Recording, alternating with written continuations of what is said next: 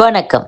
இன்றைய செய்திகள். அதிமுக பொதுச் செயலாளராக அறிவிக்கப்பட்டதை எதிர்த்து சூரியமூர்த்தி தாக்கல் செய்த வழக்கை நிராகரிக்க கோரி எடப்பாடி பழனிசாமி தாக்கல் செய்த மனுவை சென்னை சிட்டி சிவில் நீதிமன்றம் தள்ளுபடி செய்து உத்தரவிட்டுள்ளது. சென்னையில் கடந்த 2022ஆம் ஆண்டு ஜூலை 11ஆம் தேதி நடந்த அதிமுக பொதுக்குழு கூட்டத்தில் அக்கட்சியின் பொதுச் செயலாளராக எடப்பாடி பழனிசாமி அறிவிக்கப்பட்டதை எதிர்த்தும் பொதுக்குழு தீர்மானங்களை ரத்து செய்ய கோரியும் திண்டுக்கல்லைச் சேர்ந்த சூரியமூர்த்தி என்பவர் சென்னை சிட்டி சிவில் நீதிமன்றத்தில் வழக்கு தொடர்ந்தார். அவரது தரப்பு மனுவில் கட்சியின் அடிப்படை உறுப்பினர்களால் மட்டுமே பொதுச் செயலர் தேர்ந்தெடுக்கப்பட வேண்டும், கட்சி விதிகளுக்கு புறம்பாக பழனிசாமி பொதுச் செயலாளராக தேர்ந்தெடுக்கப்பட்டுள்ளார், கட்சி விதிப்படி அவரது நியமனம் செல்லாது என்று கூறப்பட்டுள்ளது. இந்த வழக்கை நிராகரிக்க கோரி பழனிசாமி தரப்பில் தாக்கல் செய்த மனுவில் மனுதாரர் சூரியமூர்த்தி அதிமுக உறுப்பினரே இல்லை, கட்சி செயல்பாடு குறித்து அவர் கேள்வி எழுப்ப முடியாது, எம்ஜிஆர் மக்கள் கட்சி சார்பில் தேர்தலில் போட்டியிட்டுள்ளார், இந்த வழக்கை தொடர அவருக்கு உரிமை இல்லை, எனவே அவரது வழக்கை நிராகரிக்க வேண்டும் என்று கோரப்பட்டிருந்தது குறிப்பிடத்தக்கது.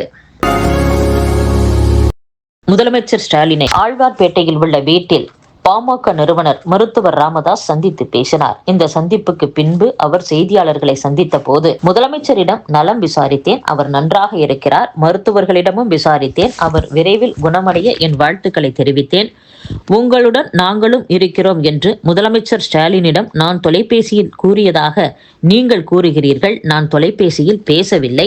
முதலமைச்சர் ஸ்டாலினுக்கு உடல்நலத்தை விசாரிக்கத்தான் வந்தேன். உடல்நலம் விசாரித்ததற்கும் தேர்தல் கூட்டணிக்கும் எந்த சம்பந்தமும் இல்லை.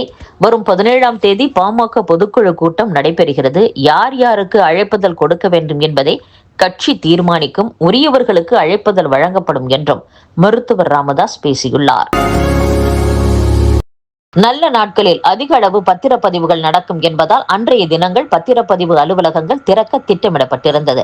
ஆடி மாதத்தில் பொதுவாக பத்திரப்பதிவுகள் குறைவாக இருக்கும். ஆனால் ஆடிப்பெருக்கு தினத்தன்று மிகுந்த நல்ல நாள் என்பதால் அன்றைய தினம் அதிக அளவில் பத்திரப்பதிவுகள் நடக்கும்.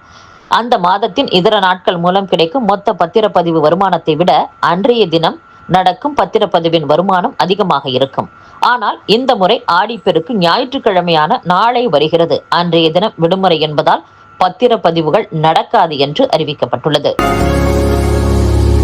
பல்கலைக்கழக துணைவேந்தர்கள் நியமன விவகாரத்தில் கேரள ஆளுநர் ராஜேந்திர விஸ்வநாத் ஆர்லேக்கருக்கும் அம்மாநில முதலமைச்சர் பினராயி விஜயனுக்கும் இடையே மீண்டும் மோதல் ஏற்பட்டுள்ளது. 2 பல்கலைக்கழகங்களுக்கு தற்காலிக துணைவேந்தர்களை ஆலோசிக்காமல் ஆளுநர் நியமனம் செய்ததாகவும் இந்த நியமனத்தை ஆளுநர் திரும்பப் பெற வேண்டும் என்றும் முதலமைச்சர் பினராயி விஜயன் வலியுறுத்தியுள்ளார். தெலுங்கானாவில் செம்மறியாடு வளர்ப்பு மேம்பாட்டு திட்டத்தில் 1000 கோடி ரூபாய்க்கு முறைகேடு நடைபெற்றுள்ளதாக வழக்கு பதிவு செய்துள்ள அமலாக்கத்துறை இதற்கு பயன்படுத்தப்பட்ட 200க்கும் மேற்பட்ட வங்கி கணக்குகளை பறிமுதல் செய்துள்ளது. தெலுங்கானா முதல்வராக KC சந்திரசேகர ராவ் இருந்தபோது கடந்த 2017ஆம் ஆண்டில் செம்மறி ஆடு வளர்ப்பு மேம்பாட்டு திட்டம் அறிமுகம் செய்யப்பட்டது குறிப்பிடத்தக்கது. ஜம்மு காஷ்மீர் மற்றும் லடாக் ஆகிய 2 யூனியன் பிரதேசங்களிலும் சட்டவிரோதமாக ஆக்கிரமிக்கப்பட்ட பகுதிகளை விட்டு உடனடியாக வெளியேற பாகிஸ்தானை இந்தியா தொடர்ந்து வலியுறுத்தி வருகிறது என்று மத்திய அரசு தெரிவித்துள்ளது. தொடர்ந்து 12வது முறையாக சுதந்திர தின உரையாற்ற உள்ள நிலையில் தனது பேச்சில் இடம்பெற வேண்டிய கருத்துக்கள் குறித்து ஆலோசனைகளை அனுப்புமாறு பொதுமக்களை பிரதமர் நரேந்திர மோடி கேட்டுக் கொண்டுள்ளார்.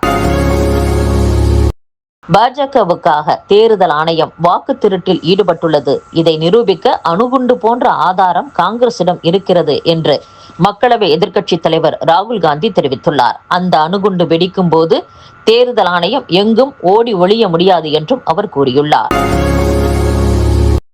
இணையவழி பந்தயம் மற்றும் சூதாட்டத்தை கட்டுப்படுத்த மேற்கொண்ட நடவடிக்கைகள் குறித்து பதிலளிக்குமாறு அனைத்து மாநில அரசுகளுக்கும் உச்சநீதிமன்றம் உத்தரவிட்டுள்ளது. இணையவழி பந்தயம் மற்றும் சூதாட்ட செயலிகள் அசுர வளர்ச்சி அடைந்து மிக பெரும் பொது பிரச்சனையாக உருவெடுத்துள்ளதாகவும் உச்சநீதிமன்றம் தெரிவித்துள்ளது.